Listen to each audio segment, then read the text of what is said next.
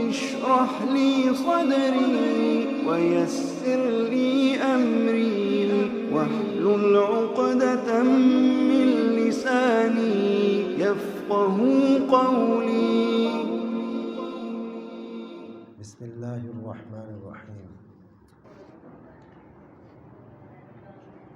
سورہ اسراء یا بنی اسرائیل، یہاں سے ہم نے آغاز کرنا ہے کیونکہ کل چھٹی ہو گئی تھی. تو اس میں آغاز میں بنی اسرائیل کا تذکرہ ہے، تو اسی سے اس کو بنی اسرائیل کہتے ہیں. آغاز اس کا ہوتا ہے معراج سے کہ اللہ تعالیٰ نے نبی کریم صلی اللہ علیہ وسلم کو آسمانوں کی سیر کرائی. لیکن یہاں پہ تذکرہ صرف اس زمینی سفر کا ہے، یعنی جو مسجد حرام سے مسجد اقصی تک ہوا، وہ بھی براق پہ ہوا تھا.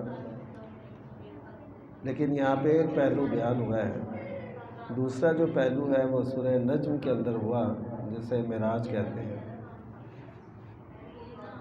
تو اللہ تعالیٰ نے فرمایا ہے کہ اللہ تعالیٰ نے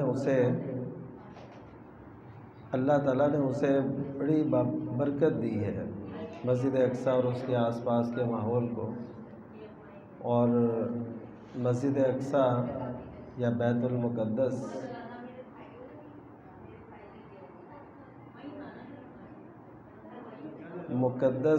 اس جگہ کو کہتے ہیں جو پاکیزہ ہو. تو یہاں پہ انبیاء کرام علیہ السلام نے توحید کی دعوت عام کی، اور اس وجہ سے یہ ارض مقدس کہلائی. اور پھر اللہ تعالیٰ نے بنی اسرائیل کو وہ یاد دلایا ہے کہ ہم نے نوح علیہ السلام کو، جن کو نجات دی، اور نوح علیہ السلام کے ساتھ ان کی جو اولاد باقی بچی ہے، کیونکہ باقی سارے لوگ پھر ہلاک ہو گئے تھے. اس وجہ سے نوح علیہ السلام کو آدم ثانی بھی کہا جاتا ہے، کیونکہ ان سے پہلے جو لوگ تھے جن کی نسلیں چلی آ رہی تھیں، جو کشتی میں سوار ہوا وہ بچ گیا، اور جو رہ گیا سو رہ گیا. اور اب بھی جتنے لوگ موجود ہیں وہ نوح علیہ السلام کے بیٹوں کی طرف ان کا نسب نامہ جا کے ملتا ہے. تو پتہ یہ چلا کہ یعنی حام، سام اور یافز، تو ان کی طرف جا کے ملتا ہے. کوئی سامی کہلاتا ہے، کوئی اس طرح، وہ سارے نسبتیں موجود ہیں. تو یہاں پہ اللہ نے فرمایا ذریۃ من حملنا مع نوح، کہ اے ان کی اولاد جن کو ہم نے نوح علیہ السلام کے ساتھ سوار کیا تھا. تو یعنی بچے وہی ہیں جن کو اللہ تعالیٰ نے بچایا، اور جو نہیں بچ پائے تو ان کی نسلیں بھی ختم ہوگی انہی کے ساتھ. تو یہاں پہ بنی اسرائیل کے اوپر دو جو ہے بغاوتوں کا تذکرہ ہے کہ ان پر دو لوگ جو ہیں ان پہ غالب آئیں گے. جیسے اس سے یہ پتہ چلتا ہے کہ اللہ تعالیٰ اپنے بندوں کو مسلط کر دیتا ہے. اب بنی اسرائیل سے نہ دیکھیں، وہی بنی اسرائیل جن کو فرعون سے نجات دی تھی. اللہ تعالیٰ نے فرعون سے نجات دی، لیکن وہی قرآن جس نے یہ بتایا کہ ہم نے فرعون سے انہیں نجات دی، اس میں یہ بھی ہے کہ تم 2 دفعہ زمین میں فساد کرو گے اور یہاں پہ بڑی سرکشی کرو گے، تو پھر اس کے مقابلے میں 2 ہماری پکڑیں بھی تم پر آئیں گی. فرعون سے اللہ نے جب نجات دی، پھر اسی اللہ نے دشمن کو ان پہ ایسا مسلط کیا کہ وہ ان کے گھروں تک جا گھسے. یہاں پہ اللہ تعالیٰ نے ذکر فرمایا، اور اس سے مراد یا تو ایک پہلی جو سرکشی تھی اور اس پہ جو سزا انہیں ملی وہ تھی جو نبی کریم صلی اللہ علیہ وسلم سے تقریباً 500 سال پہلے وہ بخت نصر کی شکل میں آئی. اس نے ان کو کافی نقصان پہنچایا اور یہودیوں کو. اس کے بعد کی جو دوسری جس کا اشارہ یہاں پہ موجود ہے، اس میں بعض لوگ وہ ہٹلر کی اس تباہی کی طرف اشارہ کرتے ہیں جو ہوئی، اور بعض نے یہ لکھا ہے کہ جو آخری وقت میں یہود کے ساتھ قتال ہوگا، جنگ ہوگی، اور یہود کے ساتھ جو صورتحال پیش آئے گی اس کی طرف اشارہ ہے، اور وہ مسلمانوں کے ہاتھوں ہونی ہے۔ تو بظاہر اب ہمیں ایسے حالات نظر نہیں آتے کہ یہود کو ہم تہہ کر سکیں گے۔ ہم چونکہ عہد غلامی میں گزر رہے ہیں، لیکن عموماً ایسے ہوتا ہے کہ جب لوگ زیادہ تر اللہ کو بھلا چکے ہوتے ہیں تو اسی ماحول کے اندر پھر اللہ تعالیٰ کے بندے پیدا بھی ہوتے ہیں، کیونکہ ہر عمل کا ایک رد عمل ہوتا ہے۔ جب لوگ بالکل دین سے دور، اللہ سے غافل اور اللہ کو بھلا دیتے ہیں تو پھر ایسے میں اللہ تعالیٰ کے بندے بھی وہ سٹینڈ لیتے ہیں، وہ کھڑے ہوتے ہیں، تحریکیں بنتی ہیں، اور پھر وہ انقلاب رونما ہوتا ہے۔ آپ دیکھیے کہ نبی کریم صلی اللہ علیہ وسلم کے دور سے پہلے ایک لمبے عرصے تک، یعنی سیدنا عیسیٰ علیہ السلام آخری نبی آئے نا، اس کے بعد یعنی نبی کریم صلی اللہ علیہ وسلم کی جو ولادت باسعادت ہے وہ 571 عیسوی، اگر معلوم سن دیکھیں، اگرچہ اس میں بھی اختلاف ہے آغاز میں، تو یعنی ایسے سمجھیں 600 سال کے بعد تقریباً نبی کریم صلی اللہ علیہ وسلم نے نبوت کا اعلان فرمایا۔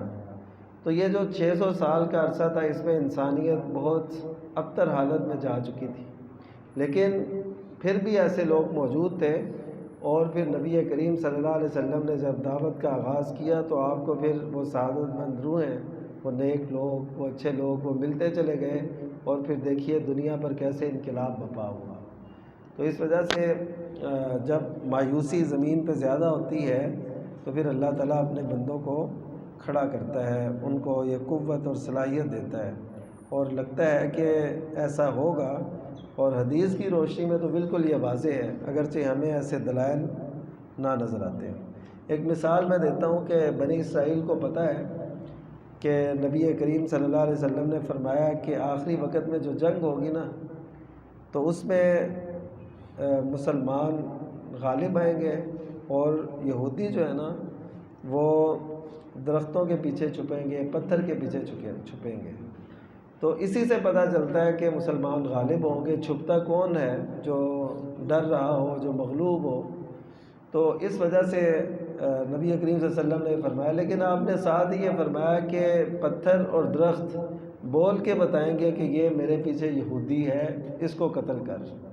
اب کیا ہوگا کہ غرقد کا درخت آپ نے نام لیا، تو اب اسرائیل کے اندر، مقبوضہ اسرائیل کے اندر، اسے مقبوضہ کہا کریں جب بھی کہیں کہ وہ مقبوضہ ہے، وہ اس کو تسلیم نہیں کیا گیا، تو اس مقبوضہ اسرائیل کے اندر انہوں نے غرقد کے درخت کثیر تعداد میں لگائے ہوئے ہیں۔ یعنی نبی صلی اللہ علیہ وسلم کو نہیں ماننا، لیکن آپ کی پیش گوئی کے مطابق اپنے تحفظ کے اقدام کرتے ہیں۔ تو اس سے پتہ چلا کہ بالکل اسی طرح کا طرز عمل ہے کہ امیہ بن خلف، میں نے ایک دن واقعہ آپ کو سنایا تھا کہ وہ نبی صلی اللہ علیہ وسلم کو نہیں مان رہا تھا، لیکن جو آپ نے پیش گوئی فرمائی تھی کہ وہ مسلمان تجھے قتل کریں گے، تو وہ اپنے گھر سے باہر نہیں نکلتا تھا۔ تو یعنی ان کو بھی یقین تھا کہ جو آپ صلی اللہ علیہ وسلم فرماتے ہیں ایسے ہو کے رہتا ہے۔ تو یہ اس بات کی دلیل تھی کہ وہ مانتے تھے کہ نبی صلی اللہ علیہ وسلم سچے پیغمبر ہیں، لیکن وہ ضد انا یا سرداری کے جانے کا خدشہ، ایسی چیزیں وہ حائل تھیں۔ تو یہ تذکرہ کر کے اللہ تعالیٰ نے پھر ایک اور وعید، جسے ہم، وعید کا مطلب ہوتا ہے دھمکی، تو ہم جب اللہ تعالیٰ کے بارے میں ایسے بولتے ہیں تو ہم یہ کہتے ہیں کہ اللہ تعالیٰ نے وعید سنائی۔ دھمکی کا لفظ یعنی اللہ تعالیٰ کی طرف سے دھمکی، وہ ذرا بوجھل لفظ لگتا ہے، پر اس کا مفہوم یہ ہے۔ فرمایا کہ عسیٰ ربکم، یہ دو کی تو بات ہو چکی نا کہ ایسے ہوگا کہ دشمن تم پہ مسلط ہوگا، تو اس کے بعد پھر فرمایا کہ اللہ تعالیٰ قریب ہے کہ تم پہ رحم کرے، لیکن وَإِنْ عُدْتُمْ عُدْنَا، اگر تم نے دوبارہ ایسے کیا تو ہم بھی پھر ایسے کریں گے، یعنی وہ سزا پھر تمہیں ملے گی۔ یہ نہ کہنا کہ ایک دفعہ سزا مل چکی ہے اب خیر ہے، جیسے کسی ملک میں اللہ نہ کرے یا کسی علاقے میں زلزلہ، کوئی آفت ایسی آتی ہے تو اس کے بعد تھوڑی دیر بعد وہ لوگ وہاں کے پھر بدلنا شروع ہو جاتے ہیں، وہ کہتے ہیں اب تو ہمیں آ گیا نا، اس کے بعد تو کچھ سال تو گزریں گے نا، اتنی جلدی تو سیلاب نہیں آئے گا یا اتنی جلدی. تو یہ بھائی تم ادنا، یہ یاد رکھنا چاہیے کہ اگر تم ایسا کرو گے تو ایسا ہوگا ہماری طرف سے. تو اس کے بعد قرآن مجید کی حقانیت کو واضح کیا کہ یہ قرآن وہ رہنمائی کرتا ہے جو سب سے بہتر، سب سے مضبوط، سب سے اچھی ہے، اور مسلمانوں کو، اہل ایمان کو جو نیک اعمال کرتے ہیں انہیں بشارت دیتا ہے. تو اسی صورت کے اندر اللہ تعالیٰ نے قیامت کے کچھ احوال اور اس کے ساتھ ساتھ والدین کا جو حق ہے اس کا ذکر فرمایا کہ والدین کے ساتھ احسان کرنا ہے. ان دونوں میں سے کوئی ایک یا دونوں بڑھاپے کی عمر کو پہنچ جائے تو انہیں اف نہیں کہنا. اف کا مطلب ہوتا ہے ایسی بات کہنا جو ناپسندیدگی کا اظہار ہو جس سے، یہ مطلب، یعنی جیسے ناپسندیدگی سے کوئی اظہار کر دیتا ہے تو یہ بھی نہیں کرنا. بڑے لفظ یا ان کے سامنے اونچی اونچی بات کرنا یہ تو اور بات. محمد بن سیرین جو خوابوں کی تعبیر کے ماہر تھے، وہ اپنی والدہ کا بڑا احترام کرتے تھے، بہت زیادہ احترام. یعنی ہمیں شاید وہ تسلیم بھی نہ ہو سکے، اور یعنی والدہ ان کی کھا رہی ہیں نا جس برتن میں، تو اس برتن میں نہیں کھاتے تھے کہ یہ نہ ہو کہ جس بوٹی کو کہہ لیں یا جس چیز کو کہہ لیں وہ کھانا چاہتی ہیں تو یہ نہ ہو کہ میں اسے کھا لوں. تو اس طرح والدہ کا جو ہے نا اتنا وہ احساس کرتے تھے. ان کو کسی نے دیکھا بڑی اچھی حالت میں، تو پھر اس کے بعد انہوں نے دیکھا بڑے وہ آجزانہ سے انداز میں، تو انہوں نے پہچانا نہیں ان کو. تو انہیں پھر بتایا گیا کہ والدہ کے سامنے یہ ایسے ہی آجزانہ طور پہ رہتے ہیں، ان کے سامنے یہ اس طرح نہیں رہتے جیسے ہم رہتے ہیں. تو اونچی بولتے نہیں تھے، چھت پہ نہیں چڑھتے تھے کہ میری والدہ نیچے ہیں، ان کے ادب میں کوئی فرق نہ آئے. تو بہرحال اللہ تعالیٰ ایسے لوگوں کو نوازتا بھی ہے. تو والدین کا ادب احترام یہ لازم ہے، اور قرآن مجید کے ایک مقام پہ نہیں، کئی مقام پہ اللہ تعالیٰ نے یہ فرمایا ہے. تو ان کا خیال رکھنا چاہیے اور ان کے لیے اپنے پہلو جھکا کے رکھنے ہیں، نرم رویہ اختیار کرنا ہے. مطلب یہ ہے، اور ان کے لیے دعا کرنی ہے کہ اللہ تعالیٰ ان پہ رحم فرمائے، جس طرح چھوٹے ہوتے انہوں نے ہماری تربیت کی. تو پھر اس کے بعد ہی اللہ نے فرمایا ربکم اعلم بما فی نفوسکم، کہ تمہارا رب زیادہ جانتا ہے کہ تمہارے نفسوں میں کیا ہے، تمہارے نفسوں میں کیا ہے. ان آیات کے بعد یعنی مطلب کیا ہے کہ ہم نے والدین کے ساتھ سلوک کرنا ہے نا تو دل سے کرنا ہے، اللہ کی رضا کے لیے کرنا ہے. ہم نے یہ نہیں دیکھنا کہ لوگ کیا کہتے ہیں یا لوگ یہ کہیں گے کہ والدین کا نافرمان ہے یا کیا کرتا ہے. تو اس کے بعد اللہ تعالیٰ نے اس صورت کے اندر کئی احکام جاری فرمایا ہے کہ اپنی اولاد کو فقر کے ڈر سے قتل نہیں کرنا. اس وقت فقر یہ ہوتا تھا کہ یعنی قتل اس لیے کر دیتے تھے کہ ہم انہیں پال نہیں سکتے، پیدا ہونے کے بعد قتل کر دیتے. تو اب جو ہے پیدا ہونے سے پہلے قتل کر دیتے ہیں، اسقاط عمل کروا دیتے ہیں کہ ہوا کیوں ہے، یا اس کی مختلف قسم کی پلاننگز کرتے ہیں. جو شریعت کی روح سے صرف اور صرف اس کی جواز کی ایک صورت ہے کہ والدہ کو خطرہ ہو اس کی صحت کو. اس کے علاوہ یہ منصوبہ بندی کرنا یہ ہماری شریعت میں پسندیدہ نہیں ہے. نبی کریم صلی اللہ علیہ وسلم نے تو یہاں تک فرمایا کہ تزوج الولود الودود، کہ ایسی خاتون سے شادی کرو جو زیادہ بچے جننے کی صلاحیت رکھتی ہو، زیادہ بچوں کی ماں بن سکتی ہو، اور زیادہ محبت کرنے والی ہو.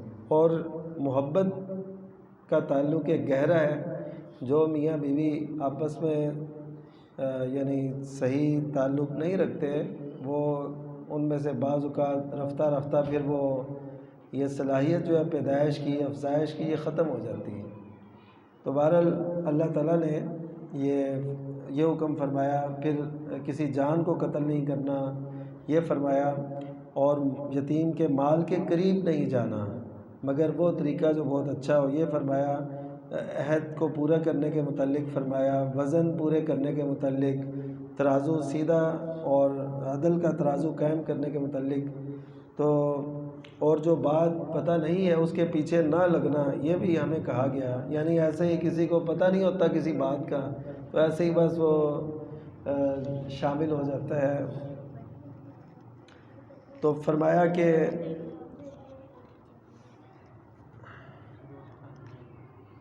اور اس کے بعد پھر اللہ تعالیٰ نے قیامت کا تذکرہ اور اس کی ہولناکیوں کا کچھ ذکر فرمایا ہے. اور اس کے بعد شیطان کا تذکرہ ہے. شیطان کو اللہ تعالیٰ نے اختیار دیا تھا، تو اس نے بھی یہ تہیہ کیا تھا یا عہد کیا تھا کہ میں ضرور آدم علیہ السلام کی اولاد کو ورغلاؤں گا، اور مگر تھوڑے سے لوگوں کو نہیں. تو زیادہ اس کے شکنجے میں ہیں، تھوڑے سے نہیں ہوتے، زیادہ پہ اس کے اثرات ہیں. تو اللہ تعالیٰ نے فرمایا تھا کہ ٹھیک ہے تو جا، تو جو تیری تابع داری کرے گا، جو تیرے پیچھے چلے گا، تو ان کا ٹھکانہ پھر جہنم ہوگا. یہ پوری اور جزا انہیں ملے گی، سزا یعنی کہ. اور اپنی آواز کے ساتھ اور ان کو کھینچ لے اپنی طرف، اور اپنے گھوڑے ان پہ دوڑا، اپنے لشکر، اور ان کے مال اور اولاد میں شریک ہو جا. مال میں شریک ہونا کیا ہے شیطان کا؟ کہ جہاں وہ کہے وہاں پہ خرچ کیا جائے، یہ مال میں شراکت ہے. اولاد میں شراکت کیسی ہے؟ اولاد میں شراکت یہ ہے کہ دیا اللہ تعالیٰ نے، تو کہہ دیں جی یہ فلاں صاحب نے دیا ہے، فلاں جگہ ہم گئے تھے تو وہاں سے یہ ملا ہے، نہیں تو ہمارے نصیب میں کہاں تھا، یہ تو فلاں صاحب نے دیا ہے. تو یہ اولاد میں شرکت ہو گئی. پھر اسی طرح اولاد کے نام ایسے رکھنا جو اللہ تعالیٰ کو ناپسند ہے. اسی طرح ان کی تربیت میں ایمان عمل وہ داخل ہی نہ کرنا، یہ بہت بڑا ہے. پچھلے دنوں ایک سروے میں دیکھ رہا تھا، یہ جو الحاد اور دہریت، اس میں نوجوانوں کی اکثریت ہے. یعنی جن کو ان کے والدین کی طرف سے یا ایک معمولی سی بات ملی ہوتی ہے کہ جی ہم مسلمان ہیں، یہ قرآن ہے، اللہ کے نبی تھے، اس کے علاوہ بس کچھ نہیں ملا ہوتا. تو ان کی جب تربیت نہیں ہوتی تو وہ پھر ایسے لوگوں کے ہتھے چڑھ جاتے ہیں. جب وہ اپنی فیلڈ میں جاتے ہیں یا اپنی پڑھائی کے جو ہے اس درجے میں جاتے ہیں جب والدین کو اتنی فکر نہیں ہوتی، تو وہ پھر دہریت کا شکار ہو جاتے ہیں، الحاد کا شکار ہو جاتے ہیں. وہ کہتے ہیں کہ یعنی ہر چیز کو عقل میں تولتے ہیں، جی یہ اگر ایسے ہو رہا ہے، اتنا ظلم ہو رہا ہے، تو اس کا مطلب ہے اللہ تعالیٰ تو نہیں ہے، نہیں تو اتنا ظلم نہیں ہونا چاہیے. یعنی ایسی چیزیں لے کے وہ اس کو دلیل بنا لیتے ہیں. حالانکہ وہ یہ نہیں جانتے کہ جو بھی ظلم کر رہا ہے اس کا جواب اسے اللہ تعالیٰ کے یہاں دینا ہے. اور اللہ تعالیٰ نے آزمائش کے لیے سارے سلسلے رکھے ہیں. کسی کی آزمائش ہوتی ہے اور کسی کو اللہ تعالیٰ مہلت دیتا ہے. تو یہ خیر ایک لمبی بات ہے، لیکن میں جو بتانا چاہتا ہوں کہ اولاد میں شرکت کی بات، شیطان کیسے شریک ہوتا ہے کہ والدین اولاد کی دینی تربیت کے حوالے سے کچھ نہیں کرتے ہیں، تو وہی اولاد جو بہت قیمتی ہوتی ہے وہ وبال جان بن جاتی ہے، وہ بے عزتی کرواتی ہے، وہ معاشرے کے اندر بھی اور آخرت میں بھی وہ رسوا کروائے گی. تو یہ اس وجہ سے یہ شیطان کی شراکت، اس کا ذکر اللہ تعالیٰ نے فرمایا. پھر یہ فرمایا کہ تم اس سے کیوں امن میں ہو کہ وہ کسی بھی صورت میں تمہیں پکڑ سکتا ہے. وہ خشکی میں بھی، وہ تمہیں سمندر میں بھی، وہ تمہیں تیز آندھی بھیج کے بھی، اور کسی بھی طریقے سے تم کو پکڑ سکتا ہے. تو اس وجہ سے اس سے تم نے بے خوف نہیں رہنا، اس سے ہمیشہ ڈر کے رہنا ہے، ڈر کے جینا ہے. اور پھر ایک اہم آیت ہے، عموماً لوگ اس کا معنی یہ کرتے ہیں، یوم ندعو کل اناس بامامہم، کہ اس دن ہم ہر ایک کو اس کے امام کے نام کے ساتھ اٹھائیں گے. تو بامامہم کا مطلب کئیوں نے کیا کہ والدہ کے نام کے ساتھ پکاریں گے، یعنی کہا جائے گا فلاں بن فلانا، یعنی فلاں جو خاتون ہے اس کا جو بیٹا ہے. لیکن یہ بات درست نہیں ہے کہ احادیث جن میں اس کا تذکرہ ہے وہ ثابت نہیں ہے. یہ آتا ہے، صحیح بخاری کی حدیث ہے کہ ہر جو دھوکہ دینے والا ہے، ہر جو عہد شکن ہے، اس کی پشت کے پیچھے ایک جھنڈا لگا ہوگا۔ یعنی یہ اللہ تعالیٰ نے جیسے آج نہیں جھنڈے لگاتے اعزاز کے لیے، تو اس دن ذلت کے لیے پشت کے پیچھے سے ایک جھنڈا نکلا ہوگا اور کہا جائے گا ہذہ غدرۃ فلان ابن فلاں، یہ فلاں بن فلاں، یعنی مرد کا نام لے کے اور اس کے والد کا نام لے کے کہا جائے گا کہ فلاں کا یہ دھوکہ ہے یا فلاں کی یہ غداری ہے جو ایسے سامنے آئی ہے۔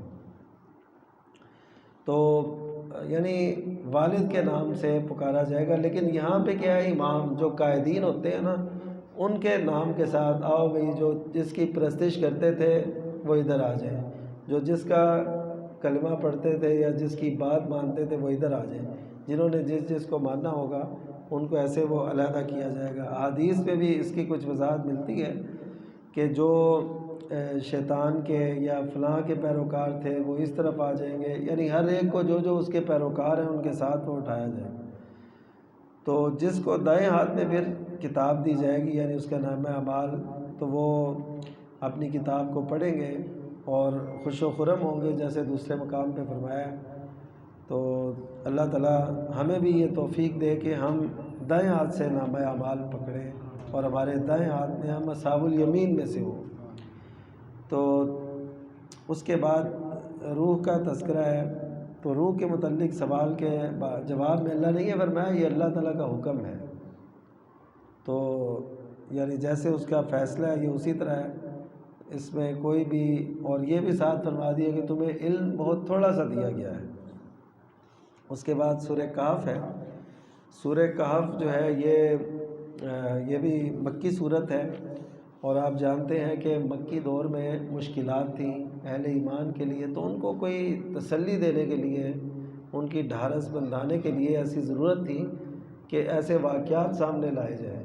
اور یہودیوں نے یہ سوال بھی کیا تھا، کیا مشرکین مکہ نے تھا، لیکن یہودیوں کے کہنے پر تو وہ پھر اللہ تعالیٰ نے یہ آیات اتاری، سورہ کہف اتاری، اور انہوں نے پوچھا تھا کہ وہ پہلے کچھ لوگ تھے جو ایمان لائے تھے، ان کا کیا واقعہ ہے، تو اللہ تعالیٰ نے پھر یہ صورت اتاری۔ اور ایسا بھی ہوا کہ نبی صلی اللہ علیہ وسلم نے فرمایا تھا کہ میں کل بتاؤں گا، تو پھر 15 دن تک وحی نہ اتری، کیونکہ آپ نے انشاءاللہ نہیں کہا تھا، اس وجہ سے اس صورت میں اس کا تذکرہ بھی ہے کہ انشاءاللہ ضرور کہنا ہے۔ تو کسی چیز کے بارے میں جو آئندہ کرنی ہو اس کے بارے میں انشاءاللہ کہنا چاہیے۔ یہی تو اللہ تعالیٰ کی یاد ہے کہ ہم کسی کو دیکھ کے اچھی چیز کو ماشاءاللہ کہیں، کوئی کام کرنا ہو انشاءاللہ کہیں، کوئی نعمت ملے تو الحمدللہ کہیں، اگر کوئی مشکل آئی ہے تو انا للہ کہیں۔ تو یہ اللہ کو یاد کرنے کے یہی ایک طرز عمل ہے جس کو ہم نے بھلا دیا۔ ہم اسے نا یعنی لو کیٹیگری میں شمار کرتے ہیں کہ ہم اللہ کا نام لیں، یعنی جو اللہ کا نام لیتا ہے نا تو اس کو لوگ کمتر سمجھنا شروع کر دیتے ہیں کہ یہ اللہ کا نام لے رہا ہے، تو حالانکہ سب کو اللہ کا نام لینا چاہیے، اور یہی وہ طرز عمل ہونا چاہیے۔ اور یاد باقاعدہ طور پہ جو ذکر ہے اس کا تو ٹائم شاید نہ ملے، لیکن ان باتوں سے ہم اللہ کو یاد رکھ سکتے ہیں۔ اذان کا جواب دیں، مسجد میں آئیں، تو یہ سب اللہ تعالیٰ کی یادیں ہیں جو ہمیں کرنی چاہیے۔ تو اس وقت خیر یہ سورہ کہف اتری، اس کے ابتدا میں واقعہ ہے اصحاب کہف کا۔ ان کی جو خوبی تھی ایک تو یہ کہ وہ ہمدرد تھے اپنی قوم کے، کہ ان کو اس موقع پر بھی سمجھا رہے ہیں کہ یہ ہماری قوم ہے جو بڑی زیادتی کر رہی ہے، تو اللہ تعالیٰ نے ان کو، ان کے دلوں کو بڑی قوت نصیب کی۔ یعنی یہ کوئی آسان کام نہیں ہوتا کہ اپنی پوری قوم سے ٹکر لے لینا اللہ تعالیٰ کی خاطر۔ یہاں پہ دنیا کی خاطر ٹکر لینے والے تو ہیں، اقتدار کی خاطر تو ٹکر لینے والے ہیں، اللہ کی خاطر ٹکر کوئی نہیں لیتا، یہ ایک مشکل کام ہوتا ہے۔ اور دیکھیں ایک طرف پوری قوم ہے اور ایک طرف یہ 8 یا 7 یا 6، کیونکہ اللہ تعالیٰ نے اس تعداد کو مخفی رکھا ہے، بتایا نہیں، یعنی 6 7 8 ان کا تذکرہ ایسے فرمایا۔ تو جو چیز اللہ تعالیٰ نے راز رکھی ہے وہ ہمیں اس کو اس تک پہنچنے کی ضرورت نہیں ہے، کیونکہ اصل مقصد ان کی تعداد نہیں ہے، اصل مقصد تو یہ بتانا ہے کہ یہ چند نوجوان تھے، فتیۃ آمنوا بربہم، اپنے رب پہ جو ایمان لائے تھے، تو ان نوجوانوں کے لیے اس میں بڑا درس ہے جو اپنی جوانیوں کو ادھر ادھر کھپاتے ہیں، ضائع کرتے ہیں، تو ان کے سامنے یہ بہت شاندار ایک مثال ہے اصحاب کہف کی، جنہوں نے اللہ کی خاطر، تو اللہ تعالیٰ نے ان کو دیکھیے پھر کیسی نشانی بنایا کہ 309 سال تک وہ غار میں سوئے رہے۔ اس دوران میں کتنی نسلیں جو ہیں وہ بدلیں، اور پھر لوگوں کو بھی پتہ تھا، تاریخ میں واقعات تو ہوتے ہیں نا کہ جی ایسے نوجوان تھے کچھ، وہ اللہ کے لیے نکلے تھے، تو جب انہوں نے پھر وہ اٹھ کے، اور ان کا ذوق بھی دیکھیے پھر کیسا تھا کہ انہوں نے کہا کہ دیکھیں کہ کون کھانا بہتر لے کے آتا ہے، ایہم ازکی طعاما، کہ ان میں سے کھانا کس کا بہتر ہے۔ تو یعنی کہ نیک لوگوں کا باذوق ہونا بھی اچھی بات ہے، یہ نہیں کہ وہ نیک ہیں تو آپ کسی چیز کو اہمیت ہی نہ دیں، ٹھیک ہے جو دال روٹی ملتی ہے کھاتے جائیں، نہیں، انہوں نے دیکھیے اس حالت میں وہ اٹھے تو انہوں نے کہا کہ دیکھنا ہے کہ ہم میں سے کون ہے جو اچھا کھانا لے کے آئے، اور جس کو یعنی اس بات کا پتہ ہو، اور پھر تھوڑی سی وہ لطافت بھی رکھے، یعنی چھپ کے رہے اور کسی کو اس بات کی خبر نہ ہونے دے، یہ چیز انہوں نے۔ تو بہرحال وہ گئے تو پھر قوم کو پتہ چل گیا کہ یہ تو وہ پرانے دور کے سکے ان کے پاس ہیں، تو پھر وہ بات کھلی۔ اس کے کھانا لانے کے فوراً بعد ڈیتھ ہو گئی تھی۔ ہاں جی، دوبارہ ان کو پھر یعنی کھانا شانا کھا کے، یا ہاں جی، کیونکہ وہ پھر اس کے بعد وہ نہیں ان کی زندگی تھی، وہ 309 سال انہوں نے گزار لیے تھے، ان کے بعد پھر ان کو وفات ہو گئی۔ تو اچھا آپ دیکھیں ایک فرق آپ کو میں بتاتا ہوں، وہ اصحاب کہف تھے نا، انہوں نے اپنی قوم سے ٹکر لی اللہ تعالیٰ کی خاطر، اس کی توحید کی خاطر۔ تو اب لوگوں نے توحید کو نہ سمجھا، لوگوں نے یہ نہ سمجھا کہ ہم کیسے اپنے ایمان کو تقویت دے کے غار میں جانا پسند کر لیں، لیکن اس معاشرے کا محاسبہ ضرور کریں جس میں اللہ تعالیٰ کے ساتھ دوسروں کو شریک ٹھہرایا جاتا ہے۔ ان سے یہ کام نہیں ہو سکا، انہوں نے اصحاب کہف کے نام کہیں سے تلاش کر لیے، بنی اسرائیلی روایت میں ہیں، اور اس کے کتے کا نام بھی، ان کے کتے کا نام ہے، اور اس کے تعویذ بیچنا شروع کر دیا ہے۔ یعنی قرآن مجید نے اس لیے بیان کیا تھا کہ تم ان کے نام اور ان کے کتے کے نام لکھ کے وہ تعویذ بنانے شروع کر دو اور ان کو بیچو۔ تو قرآن مجید کا مقصد تو یہ تھا کہ دیکھو یہ ہوتا ہے ایمان، کہ ہجرت بھی کی، اپنے مال گھر بار سب کچھ چھوڑا، اور ایک غار میں پناہ لے لی، اور اس میں بڑے مطمئن اور خوش ہیں، اللہ تعالیٰ سے رابطہ مضبوط ہے ان کا۔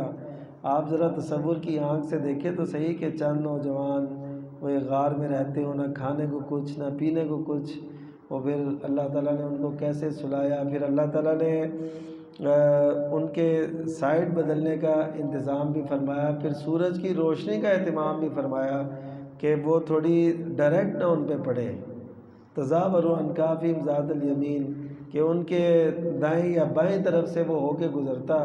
یہ اللہ تعالیٰ نے اپنے اتنے بڑے سورج کو، لیکن دنیا کی آنکھوں میں ان کی کوئی اہمیت نہیں تھی، تو اس وجہ سے یہ پتہ چلا کہ ہمیں دنیا کی آنکھوں میں کچھ نہیں بننا، اللہ تعالیٰ جب ہمیں چن لے، اللہ تعالیٰ منتخب کر لے، اللہ تعالیٰ ہمیں توفیق دے دے، تو یہ سب سے بڑی عزت ہے، اور یہی سب سے بڑی بات ہے۔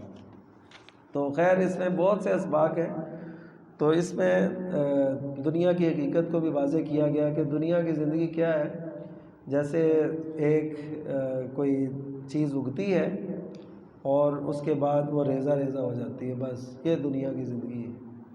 اور اسی طرح آسمان سے پانی اتارنا، وہ کھیتی کو لگتا ہے، اس سے وہ کھیتی اگتی ہے، اور اس کے بعد پھر کچھ ہی عرصے بعد وہ خشک ہوتی ہے اور ریزہ ریزہ ہو جاتی ہے۔ تو اس طرح ہماری زندگی کی مثال ہے، اور اس میں ایک اس ناشکر شخص کا تذکرہ ہے جس کو اللہ تعالیٰ نے باغات دیے، تو اس کے خیال میں یہ تھا کہ یہ بس ہمیشہ کے لیے ہے، تو اس کو یہ بھی توفیق نہ ہوئی وہ گھر میں داخل ہوتے ہوئے یہ کہہ دے کہ ماشاء اللہ، کہ جو اللہ چاہے وہ ہوتا ہے۔ ان باتوں کو لوگ نہیں پسند کرتے، آج بھی نہیں کرتے، اس وقت بھی نہیں کرتے تھے بد نصیب لوگ، لیکن خوش قسمت لوگ اللہ تعالیٰ کے فضل اور اس کا وہ نام لیتے ہیں، اور ایسا کرنا چاہیے اپنے گھر میں داخل ہوتے ہوئے اللہ کا شکر ادا کرنا، نکلتے ہوئے وہ دعائیں پڑھنا، مصنون اذکار کرنا، یہ ہمیں کرنا چاہیے۔ تو اسی طرح پھر آخر میں وہ تذکرہ ہے سیدنا خضر اور موسیٰ علیہ السلام کا۔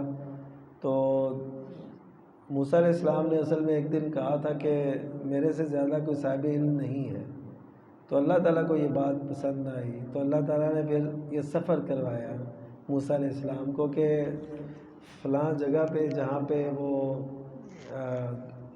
سنگم ہوگا دو دریاؤں کا، تو وہاں پہ وہ میرا بندہ تمہیں ملے گا، اور اس کی نشانی بتا دی کہ جہاں پہ وہ پانی میں مچھلی چلی جائے گی ایک سرنگ سے بنا کے، تو وہاں پہ وہ بندہ ہوگا۔ تو سیدنا موسیٰ علیہ السلام، سیدنا یوشع بن نون، وہ بعد میں ان کو اللہ تعالیٰ نے نبوت سے سرفراز کیا، وہ ان کے ساتھ تھے، تو وہ جا رہے تھے، تو پھر ملاقات ہو گئی، وہ ایک لمبا واقعہ ہے۔ تو پھر یہ ان سے کچھ سیکھنا چاہتے تھے، تو انہوں نے جب ان کی صورتحال دیکھی تو انہوں نے کہا کہ یہ تو سوال کرنے والے ہیں بات بات، تو انہوں نے کہا کہ سوال کوئی نہیں کرنا، تو جب تک میں نہ بتاؤں، یعنی وہ علم کو نہیں چھپانا چاہتے تھے، وہ صرف یہ کہ بہت سے راز اکٹھے ہو جائیں تاکہ ان کو بتایا جائے کہ اس کا یہ مطلب تھا، اس کا یہ مطلب تھا، اس کا یہ۔ نبی کریم صلی اللہ علیہ وسلم نے جب یہ واقعہ بیان کیا نا، یہ تفصیل سے ہے، قرآن مجید میں ذرا مختصر ہے، صحیح بخاری میں بڑی تفصیل سے ہے۔ تو نبی کریم صلی اللہ علیہ وسلم نے جب وہ پورا واقعہ سنایا نا، حضرت ابن عباس اس کے راوی ہیں، تو آپ نے فرمایا کہ کاش موسیٰ علیہ السلام اور زیادہ خاموش رہتے تو ہم پر اور زیادہ راز افشا ہوتے، ہمیں اور زیادہ معلومات اور علم ملتا، یعنی آپ کا علم کا شوق جو ہے نا وہ بہت زیادہ تھا۔ تو خیر اس میں اس کا تذکرہ ہے، پھر اس کے بعد ذوالقرنین کا تذکرہ ہے، اور ان کو اللہ تعالیٰ نے، وہ ایک نیک حکمران تھے، وہ یہ جو ہے سکندر اعظم یہ نہیں تھے، وہ نیک حکمران تھے، اور لوگوں کی مدد اور تعاون اس لیے کرتے تھے۔ اور دیکھ لیں انہوں نے جو دیوار بنائی یاجوج ماجوج کے حفاظت کے لیے، ان سے کے لیے، جس قوم کو کے لیے انہوں نے دیوار بنائی، تو انہوں نے ساتھ یہ کہہ دیا کہ ھذا رحمت من ربی، یہ میرے رب کی رحمت ہے، یہ میرا نہیں ہے کمال۔ تو اس وجہ سے ہم دیکھتے ہیں کہ ہمارے بڑے، ہمارے لیڈر جو بھی کام اللہ تعالیٰ کی طرف سے ہوتا ہے تو وہ کہتے ہیں کہ دیکھا ہم نے کیا کیا، ہوتا اللہ کی طرف سے، اور جو غلطیاں کرتے ہیں وہ پچھلی حکومت پہ ڈال دیتے ہیں یا اپوزیشن پہ ڈال دیتے ہیں۔ تو یہ ہمارا ایک طرز عمل ہے، ھذا رحمت من ربی، کوئی کہتا ہو کہ یہ میرے رب کی رحمت ہے، وہ کہتے ہیں ہماری پالیسی ہے، یہ فلاں ہے، یہ فلاں ہے، تو یہ باتیں درست نہیں ہیں۔ تو اس کے بعد پھر اس کا جو اختتام ہوتا ہے وہ اس آیت پہ ہوتا ہے کہ فمن کان یرجو لقاء ربہ، کہ جو کوئی اپنے رب سے ملاقات کی امید رکھتا ہے، جو کوئی اپنے رب سے ملاقات کی امید رکھتا ہے، اسے چاہیے کہ وہ نیک عمل کرے اور اللہ کے ساتھ کسی کو بھی شریک نہ ٹھہرائے اپنے رب کے ساتھ۔ تو نیک عمل کرنا یہ کافی تھا نا، یہ کہہ دیا جاتا، یہ نہ بھی کہا جاتا، کیونکہ نیک جو شخص ہوگا، جو نیک عمل ہوگا، اس میں شرک تو نہیں ہو سکتا، لیکن اللہ تعالیٰ نے یہ خاص کر پھر فرمایا کہ اپنے رب کے ساتھ کسی کو شریک نہ ٹھہرائے۔ اس کا مطلب ہے نیک عمل کے ساتھ ایسا ہو سکتا ہے کہ نیک عمل بھی کر رہا اور اللہ کے ساتھ کسی کو شریک بھی ٹھہرا رہا۔ تو اس وجہ سے ہمیں یہ دونوں باتیں، عمل صالح بھی ہو، کیونکہ عمل صالح بہت زیادہ ہوں، لیکن اللہ کے ساتھ زندگی میں شرک ٹھہرا دے بندہ کسی بھی موقع پہ، تو وہ سارے اس کے اعمال برباد ہو جاتے ہیں۔ اسی لیے فرمایا کہ ولا یشرک بعبادۃ ربہ احد۔ اس کے بعد سورہ مریم ہے، سیدہ مریم، ان کا تذکرہ پہلے بھی گزر چکا، تو یہ بڑی نیک اور پارسا تھیں، تو ان کا ذکر ہے، اور اس سے پہلے زکریا علیہ السلام کا ذکر ہے۔ آغاز یہاں سے ہوا کیونکہ اس واقعے کے اندر جو مریم علیہ السلام کو اللہ تعالیٰ نے پھلوں سے نوازا تھا، اور اس موقع پہ حضرت زکریا علیہ السلام نے دعا کی تھی، تو یہ اللہ تعالیٰ نے وہاں سے تذکرہ شروع کیا ہے۔ اور اس کے بعد پھر جب عیسیٰ علیہ السلام کی ولادت ہوئی، وہ تو قصہ آپ کے علم میں ہوگا، تو ولادت ہوئی تو اب وہ قوم کہنے لگی کہ آپ کے نہ والد ایسے تھے نہ والدہ ایسی، یہ کون لوگ تھے بھلا؟ یہ یہودی تھے، یہ یہودی تھے جنہوں نے الزام لگایا، تہمت لگائی۔ تو پھر حضرت عیسیٰ علیہ السلام کو بھی آخر تک اب بھی وہ اچھا نہیں سمجھتے، اور اسی وجہ سے تو انہوں نے حضرت عیسیٰ علیہ السلام کو اپنی طرف سے سولی پہ چڑھا دیا، لیکن وہ اللہ تعالیٰ نے ان کی جگہ کسی اور کو وہ تشبیہ دی، یعنی ان کی شکل و شباہت اسے دے دی گئی، تو انہوں نے سمجھا کہ اسے قتل کیا ہے، تو اللہ تعالیٰ نے عیسیٰ علیہ السلام کو اٹھا لیا آسمان پہ، تو دوبارہ ان کا نزول وہ ہوگا۔ تو عیسیٰ علیہ السلام یہ تھے، اور اس کے بعد اللہ تعالیٰ نے مختلف انبیاء کا ذکر یہاں پہ ایک اور انداز سے کیا ہے، یعنی ان کی قوموں کا تذکرہ اس انداز سے نہیں ہے، ساتھ ساتھ ان کے اپنے اوصاف کو بیان کیے ہیں۔ حضرت ادریس علیہ السلام، حضرت موسیٰ علیہ السلام، حضرت ابراہیم علیہ السلام، حضرت اسماعیل علیہ السلام، اور ان کے اوصاف کا تذکرہ یہاں پہ اللہ تعالیٰ نے فرمایا ہے کہ کن کو کیا کیا اللہ تعالیٰ نے صفات سے نوازا، کن کن اوصاف کے وہ حامل تھے۔ اور اس کے بعد اللہ تعالیٰ نے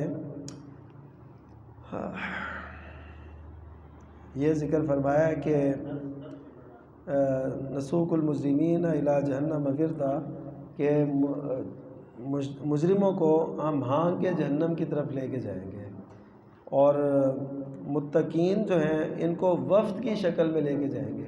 ایک کو دیکھیں ہانک کے جیسے جانوروں کو ہانکا جاتا ہے، اس طرح جہنم کی طرف، اور ایک کو جیسے وفد نہیں آتے پورے اعزاز کے ساتھ، یہ فلاں ملک کا وفد ہے فلاں، تو اس طرح اللہ تعالیٰ کا وفد بن کے اہل ایمان جا رہے ہو۔ کتنا فرق!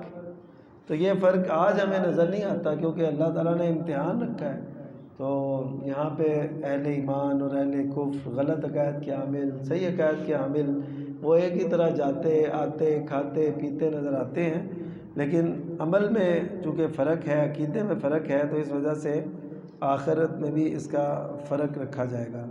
اور یہاں پہ فرمایا بڑی زبردست وعید ہے ان لوگوں کے لیے جو کہتے ہیں کہ رحمان نے اولاد بنائی، تو یہ بہت ہی بڑا جھوٹ وہ گھڑ کے لائے، اور یہ اتنا بڑا ہے جھوٹ کہ قریب ہے کہ آسمان پھٹ پڑے اور زمین جو ہے اس شق ہو جائے، اور پہاڑ جو ہیں وہ ریزہ ریزہ ہو جائیں، اس وجہ سے کہ انہوں نے رحمان کی اولاد بنائی ہے۔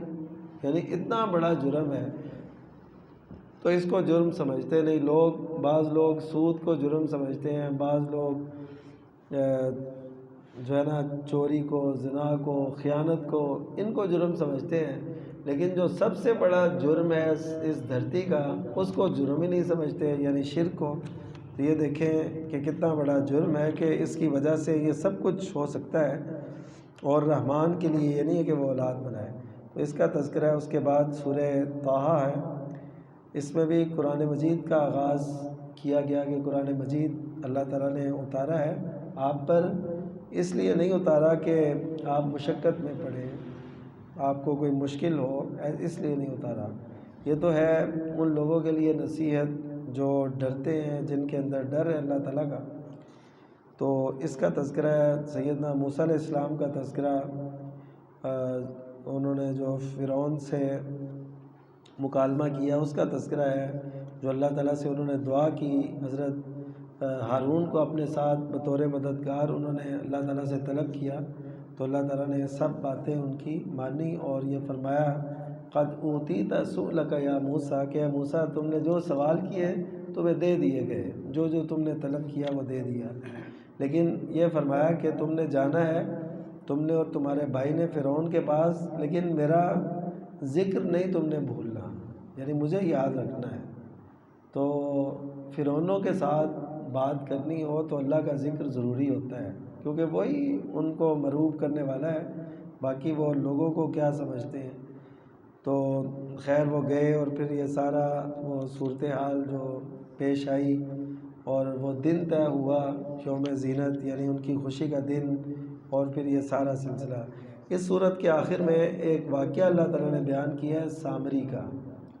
سامری ایک جادوگر تھا، تو بنی اسرائیل کے کچھ قرض تھے، ان پر قرض تھے فرعونیوں کے، تو موسیٰ علیہ السلام جب گئے نا کوہ طور پہ 70 دن کے لیے 40 دن کے لیے 30 دن کے لیے گئے تھے، پھر اس کے ساتھ 10 دن اور شامل ہو گئے، تو اس 40 دن کے اندر سامری نے دیکھا ہارون علیہ السلام موجود تھے۔ ہارون علیہ السلام پیچھے قوم پہ متعین تھے حضرت موسیٰ علیہ السلام کی طرف سے، لیکن سامری نے فائدہ اٹھایا، اس نے کہا کہ موسیٰ علیہ السلام نہیں ہیں، تو قوم سے کہا کہ وہ نہ اپنے زیور لے کے آئیں۔